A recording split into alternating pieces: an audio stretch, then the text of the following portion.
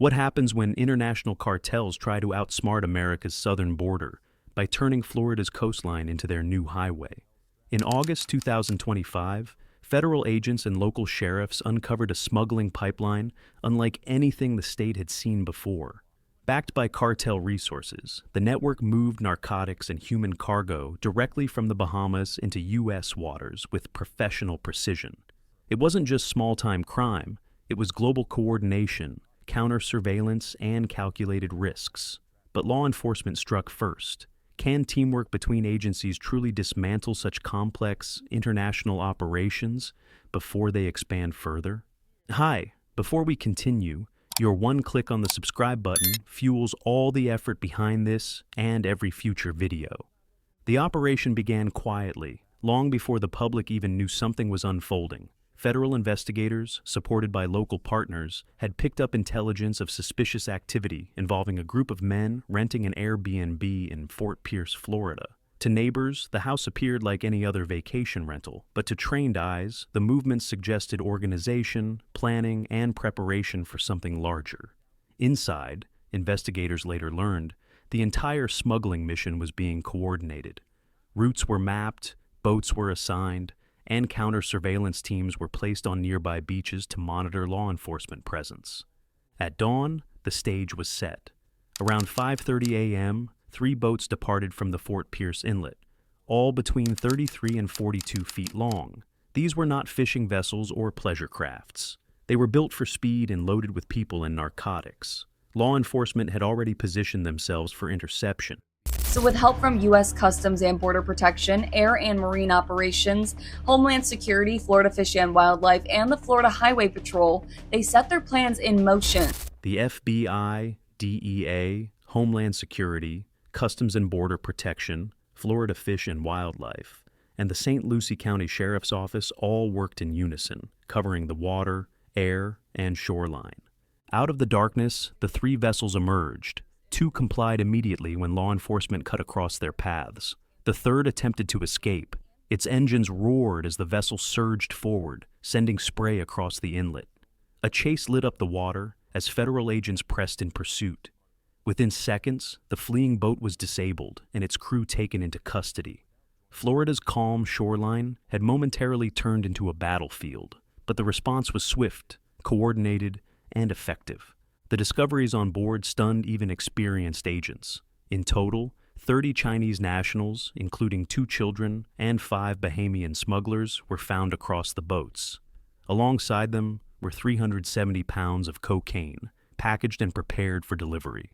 We broke the news Monday that 4 migrant boats were intercepted off our coast this weekend.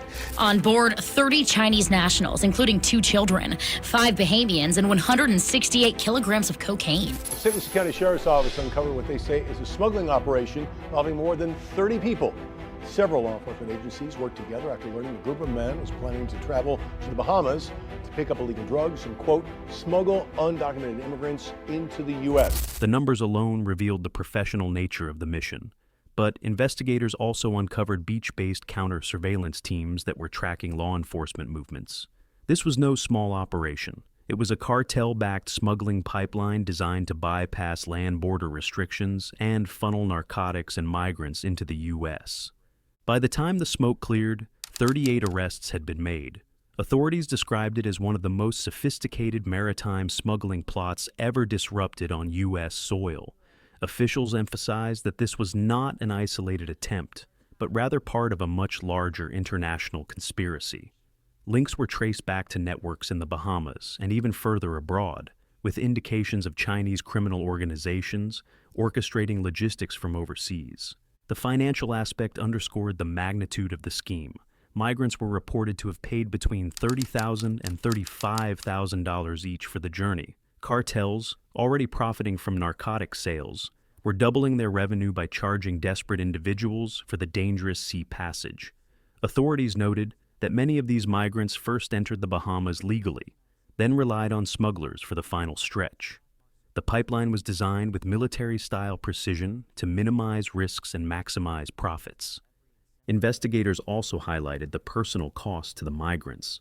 Among those detained were families and children who had sold property or borrowed from relatives. investing their entire savings in hopes of reaching the United States. Instead, they found themselves detained, facing deportation, or being sent back to countries where severe consequences awaited. For Chinese citizens in particular, returning home after illegal migration attempts could mean harsh penalties under strict laws, making their gamble even more perilous. From a law enforcement perspective, the takedown was an undeniable success. Sheriff Richard Del Toro of St. Lucie County underscored the importance of cooperation between local, state, and federal agencies. He made clear that his county would not serve as a gateway for criminal enterprises. Federal agencies echoed his sentiments. The DEA and FBI noted that this operation was not just about seizing drugs or arresting smugglers. It was about saving lives and protecting communities. The Coast Guard emphasized its continued commitment to working with partners to prevent dangerous voyages and safeguard American shores. National data confirmed a shift in cartel strategies. With stricter enforcement at the southern land border, traffickers increasingly turned to sea and air routes. U.S. Customs and Border Protection reported that while land-based narcotic seizures had dropped from 453 in July 2024 to 331 in July 2025, maritime and air seizures surged. By mid-2025, more than 800 maritime and air seizures had already been recorded, putting the year on pace to exceed all previous records. Experts warned that this trend would continue, driven by the high profits and adaptability of organized crime. For law enforcement, the challenge is constant adaptation. As smugglers build new strategies, agencies refine their responses. The Fort Pierce operation demonstrated the effectiveness of intelligence-led policing, surveillance, and interagency coordination. From the Airbnb surveillance to the water pursuit, every detail showcased careful planning and swift execution. Federal officials described the case as a message to cartels.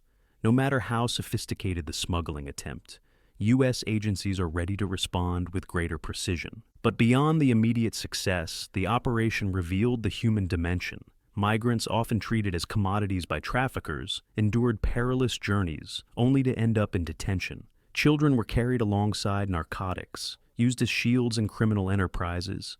This dual exploitation of both narcotics demand and human desperation highlights the cruel efficiency of smuggling networks. Law enforcement's intervention prevented not only the distribution of dangerous drugs, but also the potential loss of lives at sea. For Florida, the takedown carried special significance. The state does not share a land border with Mexico. Sheriff Del Toro confirmed that his department had increased marine patrols and strengthened ties with federal agencies to meet the threat. Federal representatives stressed that any attempt to enter the U.S. illegally by sea would result in interdiction and repatriation. The unified message was clear: Florida's waters are being watched, and law enforcement remains prepared. As the investigation continues, authorities remain alert to broader implications. This was not just a single smuggling attempt, but a glimpse into evolving cartel strategies. Officials acknowledge that profits for cartels remain high, but so too does the resolve of U.S. law enforcement. The Fort Pierce arrests demonstrated what can be achieved when agencies operate as one, reinforcing that America's borders, whether by land, sea, or air, are protected by vigilant and determined professionals. How can law enforcement agencies continue adapting to ever-changing cartel strategies while also protecting vulnerable migrants from exploitation?